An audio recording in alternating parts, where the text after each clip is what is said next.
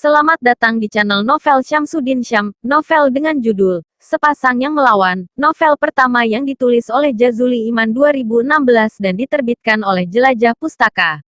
Salam sejahtera dan selamat menikmati. Episode 1. Aklimatisasi. Semua tak sama. Persiapkan dirimu untuk keniscayaan itu. L. Mahasiswa Angkatan 2008.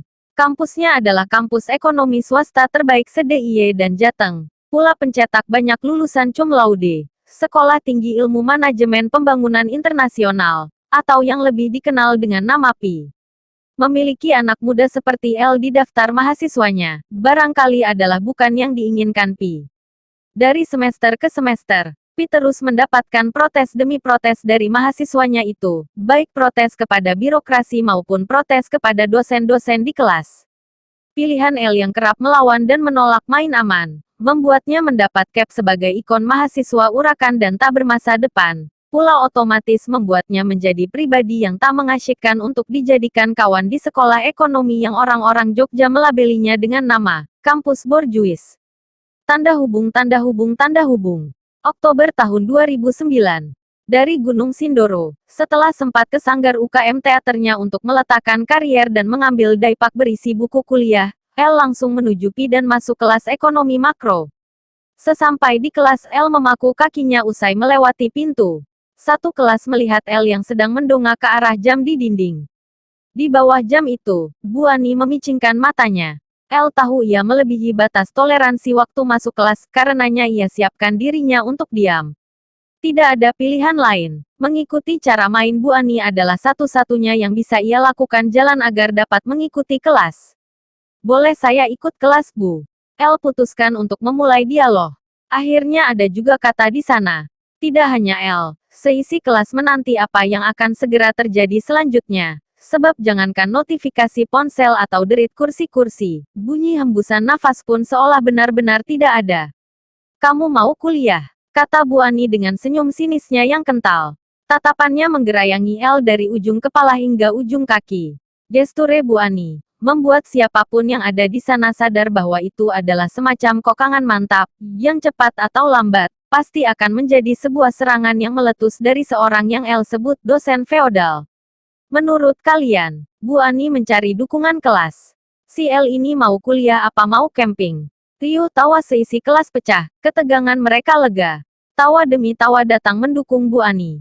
Orang tua susah payah mencari uang untukmu kuliah, kamunya. Maaf, saya kuliah dengan biaya sendiri, L menyela. Kelas mendadak kembali hening. Pintu terbuka. Tak biasa, Sekar dan Rais, ketua dan pengurus HMJ kampus itu datang terlambat juga. Dengan wajah patunan meminta pengampunan, keduanya menundukkan kepala, meminta izin mengikuti kelas. Sekar Indurasmi, mahasiswa asal Bandung, melalui jalur prestasi ia masuk ke PI pada tahun yang sama dengan L, 2008. Dengan indeks prestasi yang nyaris sempurna, 3.9, kampus seakan tidak salah memberikan beasiswa penuh kepada seorang terbaik di kampus PI itu. Berkebalikan dengan L, Sekar adalah potret populer bagi banyak pihak. Kecantikan, kepintaran, dan kepatuhannya adalah alasan kenapa laki-laki, perempuan, perusahaan, anak-anak, orang-orang tua, dan banyak lainnya selalu ingin mendekatinya. Bu Ani yang tak ingin urusannya dengan L terganggu, tanpa banyak kata, menyuruh Sekar dan Rais untuk duduk. Terus kalau sudah biaya sendiri boleh masuk kuliah terlambat, rambut acak-acakan, kalung, gelang, celana sobek-sobek, kemeja gak dikancing, dan semua kerakanmu ini. Bu Ani kembali kepada L.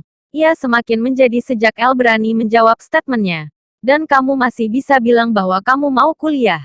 Tidak sekalian Anda komentari kuku tangan saya. L putuskan untuk melawan. Ia akui kesalahannya perihal terlambat masuk kelas, namun ia tidak terima argumen lain di luar itu. Kalau ingin mendandani saya, jadi saja guru SD. Jangan dosen. Sebab kuliah itu transfer ilmu, bukan pembentukan karakter ala-ala SD hingga SMA. Anda tidak punya hak untuk membentuk penampilan saya. Kamu, keluar. Bu Ani kehabisan kata. Hanya pengusiranlah jurus andalannya saat ia merasa ditelanjangi bulat-bulat oleh mahasiswanya sendiri. Bagaimana bisa Anda melakukan itu? Anda tidak punya hak untuk mengusir saya hanya karena penampilan saya di luar standar yang bisa memuaskan Anda. Tidak bisa. Kamu terlambat. Saya punya hak dan aturan untuk tidak menyertakanmu di kelas, kata Bu Ani. Kali ini ia sudah bangkit dari tempat duduknya, keluar. Tertebak L diusir dari kelas tanpa argumentasi yang dapat diterima. L keluar. Kebisuan kelas tercipta kembali beberapa saat. Belum juga tenang nafas Bu Ani. Tiba-tiba Sekar berdiri dan berjalan ke arah pintu. Ia berdiri menahan langkahnya di tempat yang sama dengan saat tadi ia memohon untuk masuk. Sekar membelakangi pintu, lalu membungkukkan badan ke arah Bu Ani. Maaf, Bu. Saya juga terlambat. Permisi, kata Sekar sebelum akhirnya ia melangkah meninggalkan kelas. Asteris. Beberapa hari setelah El melawan di kelas Bu Ani, dosen yang oleh anak-anak lingkungan teater dan Mapalapi menyebutnya, si anjing, Sekar datang ke sanggar menemui El. Sekar memberanikan diri menemui berandalan kampus begitu kata teman-teman H-nya. Sekar tidak ada pilihan. Bu Ani yang tersinggung pada peristiwa di kelas ekonomi makro minggu lalu, melaporkan Sekar dan El kepada pembimbing prodi, yang akhirnya memerintahkan mereka berdua untuk menghadap dan meminta maaf. Sekar bersekongkol dengan El untuk mempermalukan Bu Ani di depan para mahasiswa, begitu bunyi tuduhannya. Selain karena tekanan internal HMJ, memiliki catatan buruk terkait penyelenggaraan kuliah kampus adalah juga merupakan sebuah aib yang tak sepele bagi mahasiswa terbaik PI. Maka tidak bisa tidak, bagaimanapun caranya Sekar harus menemui El dan mengajaknya menghadap Bu Ani. El, kata Sekar kepada El yang sedang berjinjit di atas kursi, mencari-cari kunci sanggar yang biasa ia letakkan di lubang ventilasi di atas pintu. El tidak mendengar sapaan Sekar, namun dari pantulan kaca jendela ruang mapala di depan sanggar, El tahu seseorang mendekat di belakangnya. Hanya, saat El turun dari kursi dengan sebuah kunci di tangannya, Sekar sudah pergi dari depan sanggar. El sudah di dalam sanggar saat Sekar kembali datang dengan 2 cangkir kopi di tangannya. Sekar berdiri dan kembali memanggil El dari depan pintu. Sama seperti sebelumnya. Kali ini El yang sedang berbaring membaca buku dan mendengarkan musik dengan headset di telinganya, tidak mendengar panggilan Sekar. Lurah, anak mapala yang ruang sekrenya persis di depan sanggar teater, masuk ke dalam sanggar menghampiri El. Cah Nduwur, El, Ketua HMJ. 1, kata Lurah. El meletakkan buku dan melepas headsetnya. Ada yang nyari, kata Lurah lagi sambil menunjuk ke arah pintu. Asu. Ayu Neyan, aku gelem nampani nek ko emoh. El berjalan ke depan pintu menghampiri Sekar. Sekar tersenyum menyapa El. Sekar Indurasmi. Dengan tatapan dingin, El pandangi Sekar dari ujung sepatu sampai ujung rambut.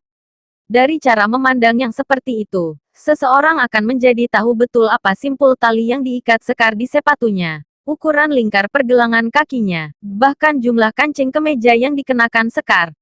Kakak kopi. Sekar memberikan secangkir kopi. El menyambutnya. Sekar tersenyum untuk itu. Dengan membawa kopi, Sekar berharap obrolan dan perkenalannya dengan El akan menjadi lebih santai. Lurah pamit pergi. Ia merasa tak enak berada di sanggar. Lur, El memanggil Lurah sebelum ia pergi ke sekre. Mau sirup gani, kata El lagi sambil mengayunkan cangkirnya. Sekar kaget, ia tengok cangkirnya. Kopi kok batinnya. Kopi, El, kata Lurah sesampai cangkir itu di tangannya. Sirup rasanya apa? Tanya El. Manis, jawab Lurah. Sekar terkejut mendengarnya. Cangkir kopi di tangannya terlepas dari genggaman dan jatuh tepat di atas sneaker kesayangannya.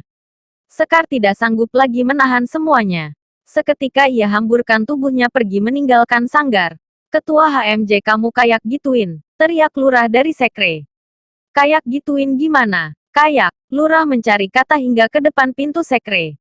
Kayak kuda meninggalkan lapangan becek. Ucap El menyaksikan langkah cepat perempuan berkuncir yang meninggalkan jejak-jejak kopi yang dicetak alas sepatu.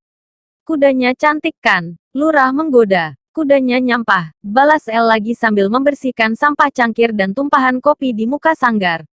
Asteris. Lantai 2 kampus PI, ruang sekre HMJ. Di jeda pergantian kelas, Sekar bercerita terkait masalahnya di kelas Bu Ani seminggu yang lalu kepada Mas Dani, kakak angkatan dan dewan pembinanya di HMJ. Kawan-kawan Sekar di unit himpunan mahasiswa itu, termasuk juga Mas Dani, cukup kaget akan apa yang Sekar lakukan di kelas Bu Ani.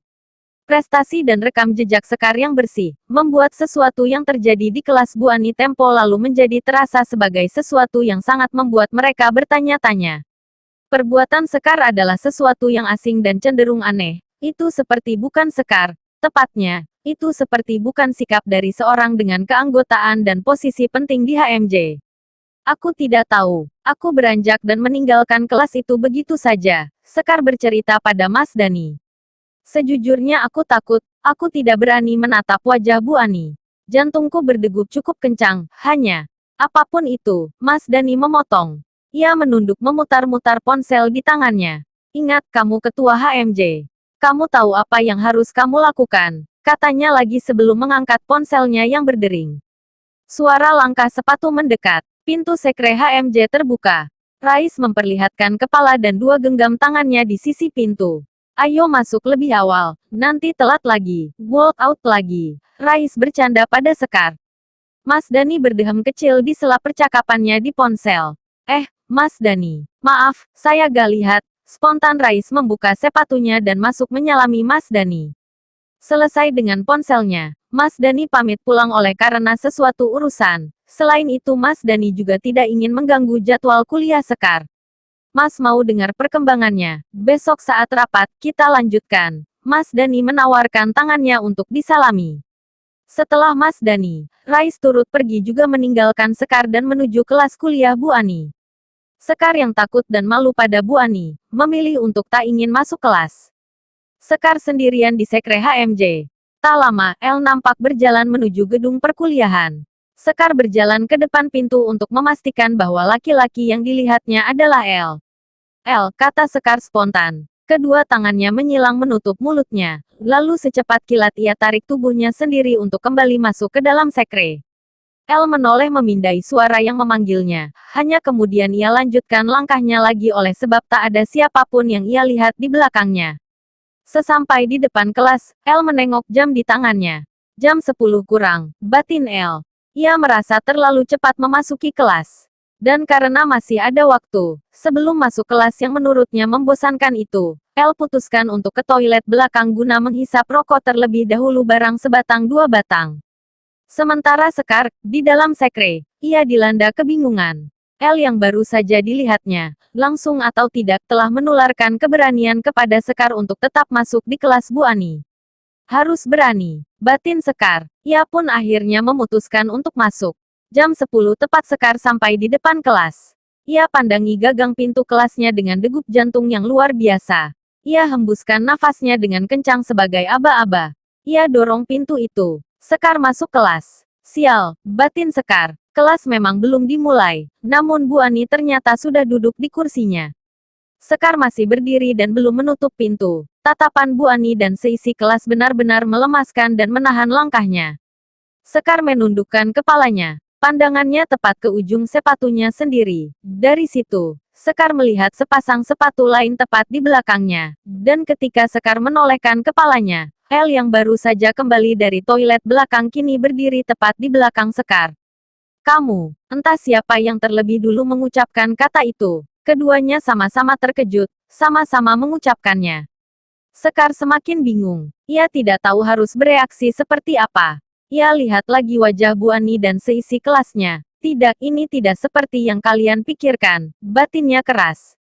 Kesialan Sekar belum usai. Susunan tempat duduk di kelas hari ini berbeda.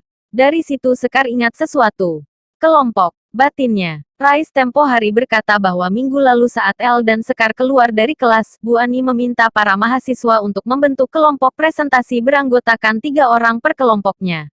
Seluruh kelas sudah mendapatkan kelompok, kecuali 4 orang. 2 di antaranya adalah El dan Sekar, sedang sisanya adalah 2 orang yang hampir tidak pernah masuk kelas.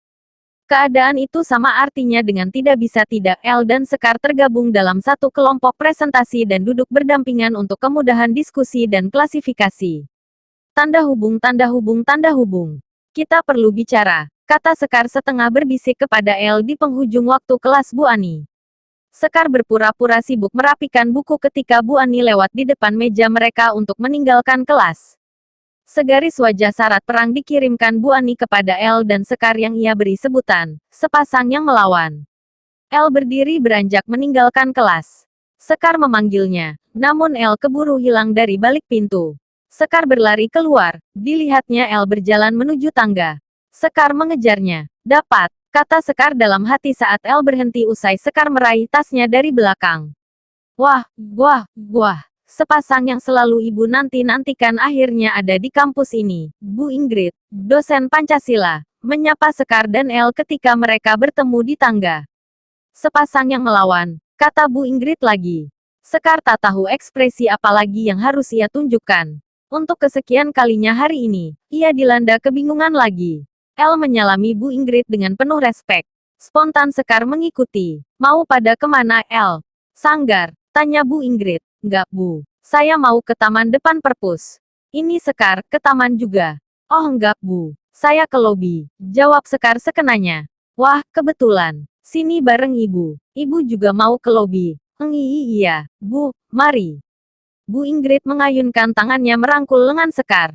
Saya duluan, Bu, El berpamitan. Iya El. Oh iya, mengenai permasalahan kalian, kata Bu Ingrid. Ibu di pihak kalian, sepasang yang melawan. Bu Ingrid memberi kode dengan jari dan senyumnya yang bersahabat. Sepasang yang melawan. Spontan Sekar mengulangi kata-kata Bu Ingrid. Itu dari Bu Ani. Obrolan tentang kalian, belakangan cukup ramai di ruang dosen. Ah sudahlah, yang penting kalian tetap tenang. Bu Ingrid menepuk pundak Sekar. Dan, laki-lakimu itu, Sekar. Seorang yang otentik. Seorang yang pantas didapatkan oleh perempuan secantik kamu. Bu Ingrid menunjuk El yang berjalan menuruni tangga meninggalkan mereka berdua. Bu, aku dan El hanya masih saling mengenal. Bu Ingrid memotong. Tidak masalah. Semua percintaan melewati fase itu. Hanya ibu berani bertaruh. Kamu sedang mengenali orang yang tepat. BBBB Buing. Ngomong-ngomong, awal mula kamu menyukai El dari mana? Tanya Bu Ingrid. Maaf Bu. Iya, kamu suka El dari wajahnya, karyanya, kamu membaca blognya, atau kamu suka pribadinya yang humanis, atau blog humanis? Sekar bertanya. Oh, dari blognya, blog pejalan anarki itu ya. Bu Ingrid mengangguk-angguk. Bagus dari sikap dan catatan-catatan El di sana. Kamu bisa mengenal jiwanya. Tidak seperti kawan-kawanmu yang lain dalam memilih pasangan. Mereka melihat badan saja. Tidak sesuai dengan Indonesia Raya. Sudah bagus yang kamu lakukan ke El itu. Membangun jiwanya dahulu. Baru, bangunlah badannya. Berasa kuliah ya kita, Bu. Sekar tertawa kecil. Loh iya bagusnya begini. Belajar itu dari mana saja. Dari cinta, dari alam, dari lingkungan dan dari apa saja. Bu Ingrid menanggapi serius, jangan pernah berhenti belajar. Belajar itu selamanya. Seumur hidup bukan hanya 9 tahun. Dan bukan hanya ketika kamu duduk di bangku kelas kuliahmu. Iya, Bu. Terlebih mata kuliah Ibu. Pancasila. Makanya Ibu kalau ngajar jarang bawa buku, nyatat atau apa. Ibu lebih sering cerita. Pancasila itu ada di setiap kita kok. Gak perlu lagi ditambah banyak-banyak ngapal teori kayak mata kuliah lainnya. Tugas Ibu hanya mengajak para mahasiswa untuk merawat nilai-nilai yang sudah ada di dalam diri mereka. Yaitu tadi, Pancasila. Nah, lelakimu itu, El, mahasiswa favorit Ibu. Wajar kalau dia berhasil mengalahkan kawan-kawan Hecmu dalam debat tahunan terakhir kemarin. Lawong dia bergaulnya di desa-desa, di lereng gunung, di pasar-pasar tradisional, dan semacamnya. Uniknya, selain kreatif, pikirannya terbuka. Jadi konsep ekonomi yang dia pelajari di sini dia saring, dia kawinkan dengan nilai-nilai lokal. Dalam bahasa Ibu, namanya ekonomi Pancasila. Meskipun Ibu tahu argumen El bukan dari tatanan yang ada di buku-buku Ibu, toh outputnya ternyata oke. Ya udah Ibu kasih dia nilai yang baik. Kawan-kawanmu yang hanya modal teori angka-angka dan hafalan ekonomi internasional, keoklah di debatnya. Hanya El kadang kurang luwes, emosinya kadang kurang matang. Padahal Ibu sudah nasihati dia satu hal, bahwa kematangan emosional itu berdiri setingkat di atas idealisme. Kata Bu Ingrid lagi lantas menghentikan langkahnya yang tak terasa telah sampai di lobi. Itulah sebabnya ia punya banyak masalah dengan dosen-dosen yang secara rujukan atau referensi keilmuan memang berseberangan dengan ideologi L, lanjut Bu Ingrid. Bu Ingrid kemudian pamit meninggalkan Sekar untuk pergi menghampiri beberapa mahasiswa yang sudah menunggunya. Sedang Sekar yang memang tidak ada rencana untuk ke lobi, memilih duduk di kursi lobi. Sekar terdiam memikirkan El. telah masuk menyita tempat kecil di kepala Sekar. Apa-apa yang dibilang Bu Ingrid tentang El di sepanjang jalan tadi. Bersambung. Nantikan episode selanjutnya. Jangan lupa like, komen, dan subscribe. Terima kasih.